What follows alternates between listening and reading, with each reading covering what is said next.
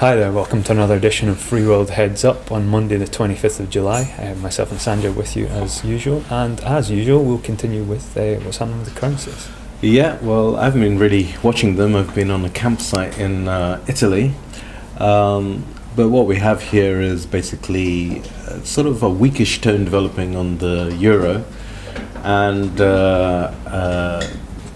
GBP still looking pretty fragile. There's basically one group of people who think that GBP might end up significantly lower than this, certainly in the short to medium term. Mm-hmm. Like 120. Okay. Most extreme forecasts are parity with the dollar. That would hurt. Yeah. But could happen. So the spotlight really has been on the stress tests that the ECB is doing on its banks. In particular, the most stressed appear to be the Italians, which there's a couple of Italian banks which basically have a lot of non-performing loans, money that has to be written off, that's been lent out, which at this point the ECB is supposed to work out how much money it needs and go around with this hat to the other banks and say we need to support the Italian banks. So we'll know more about that this week to see how those stress tests come out, but the feeling is that they aren't looking good. There's some rumours, and they are only rumours, which, of course, if there's some banks which are showing poor performance who might be at risk, the question is, who are the strong ones, who are the ones who are going to lend the money to get over this, and of course the primary contender is Deutsche Bank,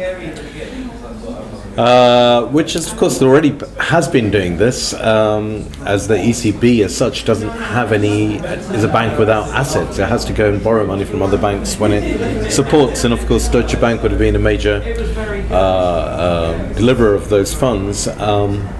And here we have a statement from International Monetary Fund last month that maybe Deutsche Bank poses the biggest risk to the financial system. Well, of course, that might just be a truism. The biggest, strongest bank is going to suffer the most if it's having to bail everyone else out. Having to bail everybody else out. So we have to get some further elucidation of that message. Sure. So that's where a lot of interest is focused. Barclays will report on Friday. That's being looked at very carefully because Barclays is a large sort of FX player and sort of global banker. We'll see how that bank is doing on Friday. So now we're looking to see how strong the defences are. That's it. Any news on hazels? Yeah, so we reported a couple of weeks ago that the Turkish government had come out with some figures in support of a low crop going into 2016. Farmers, of course, believed that because they wanted it to be true. They still believe that. No new figures have come out yet from the Exporters Union, so at the moment farmers are still holding firm, hoping for higher pricing into the 2016 crop. So not a lot of news there, unfortunately. A weakening Turkish lira on the back of the attempted coup has kind of lowered US dollar pricing, but in real terms, kind of no change in Turkish hazel pricing from the last week. No weakness seen. But I think you've got some news on pine nuts. Yeah, pine nuts. Well, the thing with pine nuts is that when you go and have a look at the trees about this time of year, you can see this year's cones, but you can also see the little cones underneath that, behind it, which will be next year's crop. At the moment, it does look like for the Coriansis varieties that basically this year's crop is very low. There isn't a lot of growth for this year. But behind that, we can see quite a big gathering of buds, etc. The market is moving up. This is partly because we've had two small crops in succession, and what's on the trees this year is not going to take us out there. So you can expect some firmness till we get the shadow of the 2017 crop starting to hit the speculators, and that looks like a big crop. So we might see a period of firmness now. We do have a period of firmness. Prices have gone up maybe in the last 2-3 weeks have gone up a good couple of $1,000 on, say, a 650 count Corianthus, but later on, like say in March, April, we might see some combinations of high prices and slightly iffy quality for the Corianthus.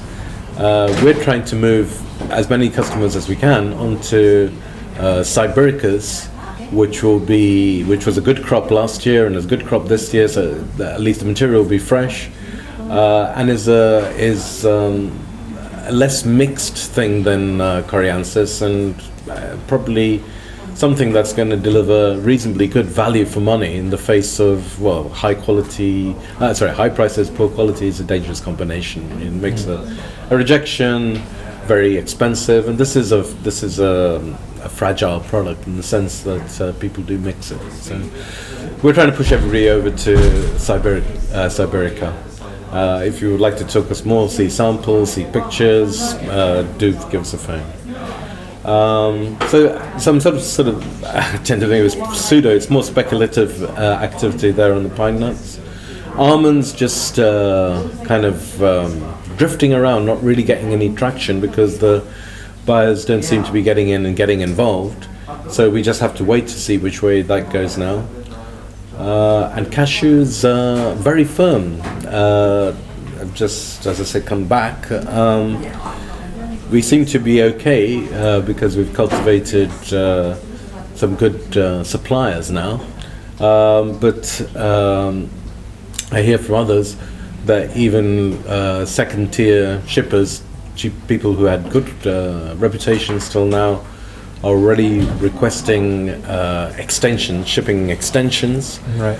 Prices are up from, let's say, a week ago, probably getting on to 15 cents up. Extensions are coming in, and we're just heading into the peak delivery period, which is when you don't want the extensions. No, exactly. So unfortunately, increasing uncertainty there.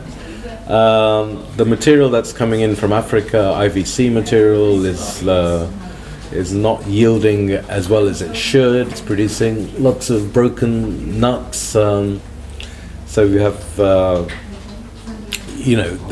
will be a range of qualities there as well.